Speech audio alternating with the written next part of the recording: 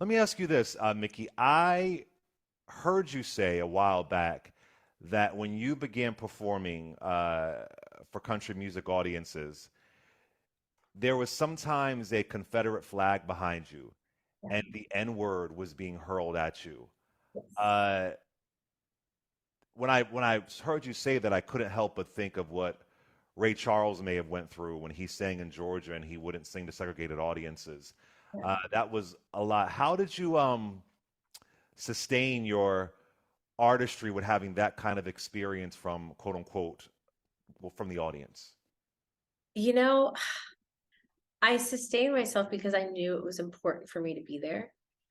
I knew I had sustained myself knowing that there's someone out there that wants to sing country music. And turns out there's lots of people from marginalized groups that want to sing country music. And I knew that my presence there would give them permission and give them the ability to sing country music. It was hard, it's hard going to a show and seeing a guy run up to the stage with his Confederate flag, or Uh, definitely being called the N word in front of a line of people that I was giving signing autographs to. Like that was really, really hard.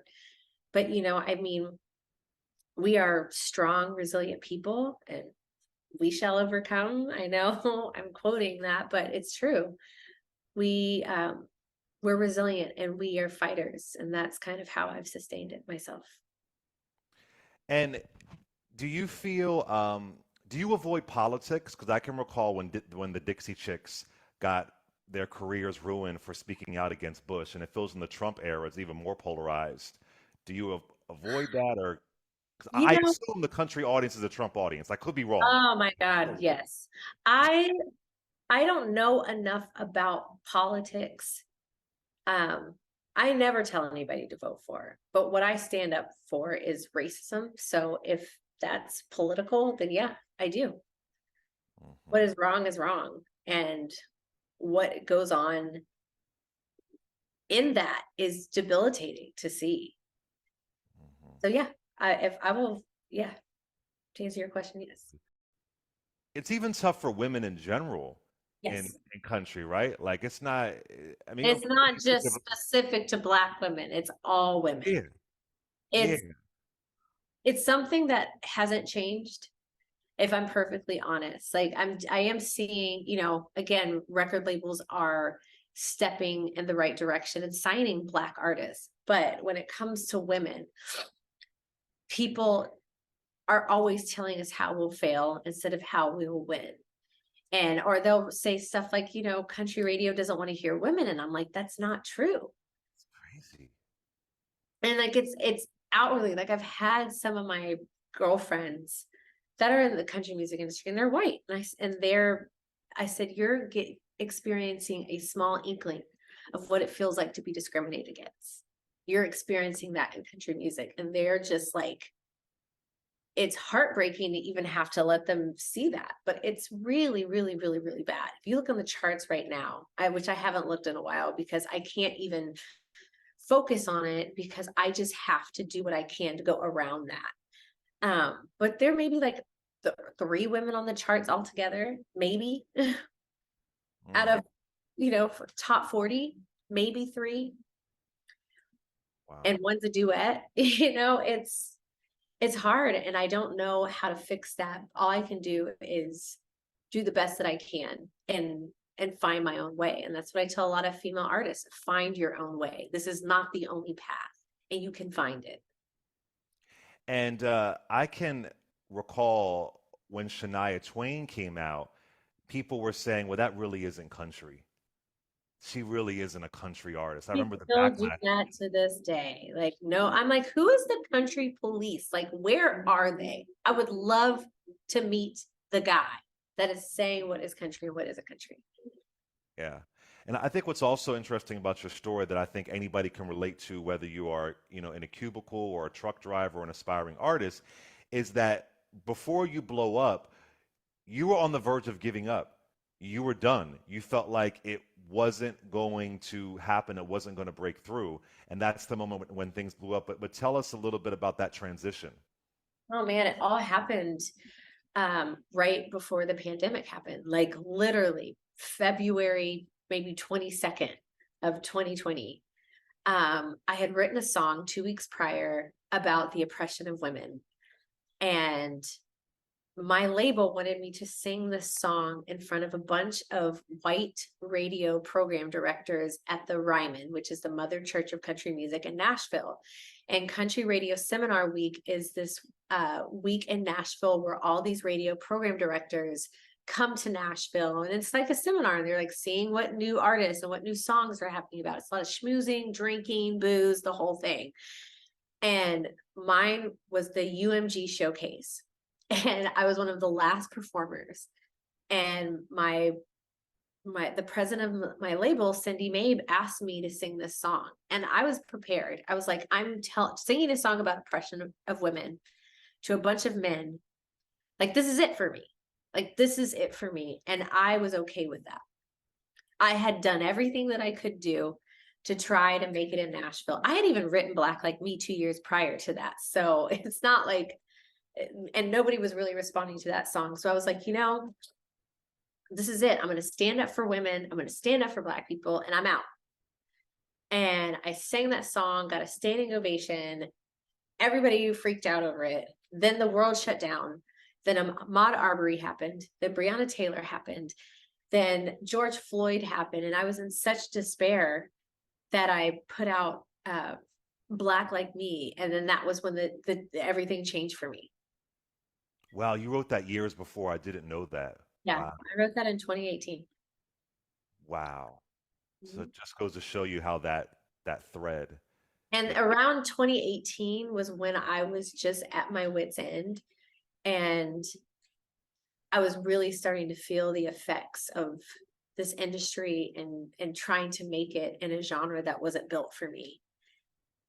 And some of the things that people were saying about me and to me, I was that was kind of the start of that all for me. So your last album that you released was in 2021. It's been over 2 years. What's next for you musically? What can we expect from the next Mickey Guyton project?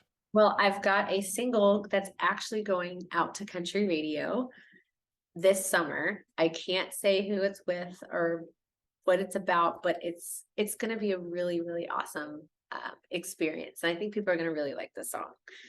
Um, I'm also dabbling into acting. I'm doing a lot of that. Like, it's really exciting. I'm just trying to be a well-rounded artist like Dolly Parton. 9 to 5, Steel 9 to Magnolias, 5. Yeah, I got a baby. I straight, need some straight money. talk. Have you met Miss Dolly Parton? I have. I have. She is a national treasure. Her waist is tiny, her boobs are big. And she wears lace front wigs. So Isn't she the most beloved person in the world? Like we all love Dolly Parton. Just her and Betty White, those are universally people we all love. okay, so let me ask you this, and I totally get that you're a stone cold country artist. And I think about Darius Rucker, who began more in like rock, did a little bit of R&B, then went to country. Would you ever consider cutting an R&B record? Would you ever consider cutting a soul record? What are your Absolutely. thoughts on that? Okay. Absolutely. I think it's music, we should be able to do anything. And I would Yeah, love that. yeah. I mean, I think we should. I mean, Miley Cyrus did an R&B, then she went to country. Like we should be able to Yeah, make and if it you work. did rock, I think we're at that stage where people can like the genres are all blending in together anyway. So it's you know, All right, so last question. If so I'm a little bit nervous to go to a country music concert because I don't want to see no Confederate flag. So listen, well Miss there Mickey Guyton, it will be there. it will be there. You can But count. if oh my goodness, really, that's unfortunate. So, but Not if all I of go to them. a Mickey, if I go to a Mickey concert, I'm not No, gonna. you're not seeing that. No. You won't see those at a Mary Morris concert. You won't see those at a Chris Stapleton concert. That boy can sing. Chris Yes, he Stapleton, can. Yes, he that boy can. can sing. Yes, he can. You will not see that. There's the genre, there's so many inclusive people in this genre. Okay. And sometimes you got to focus on that, but ask me first before you go to work.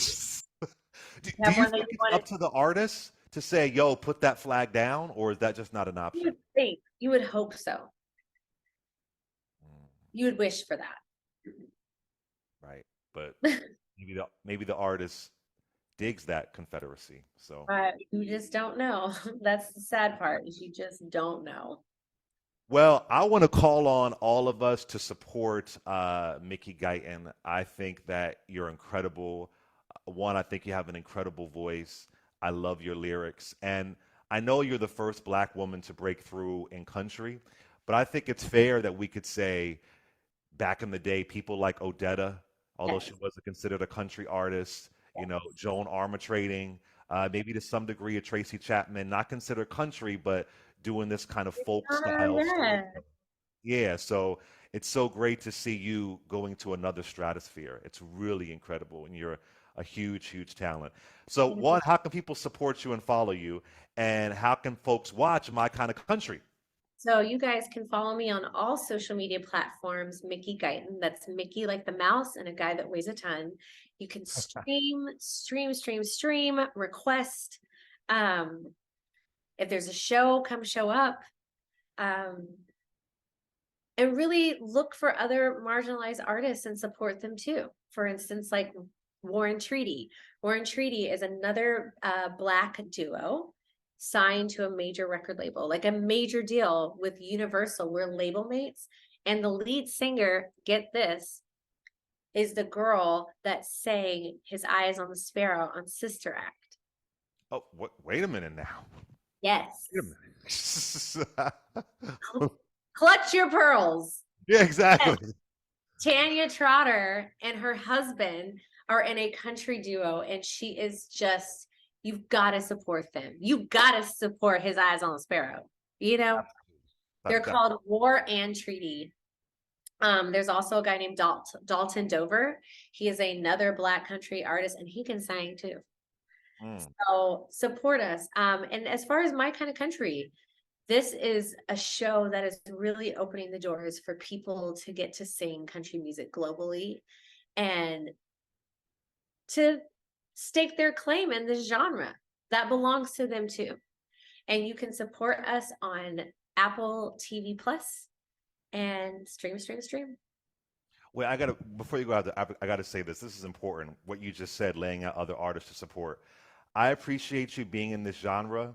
And some people, when they get too famous, they get too big, they forget where they come from. Oh, I remember. And you're still bigging up black country artists, and you're coming on black radio and talking to us. So that's really, Had really, to.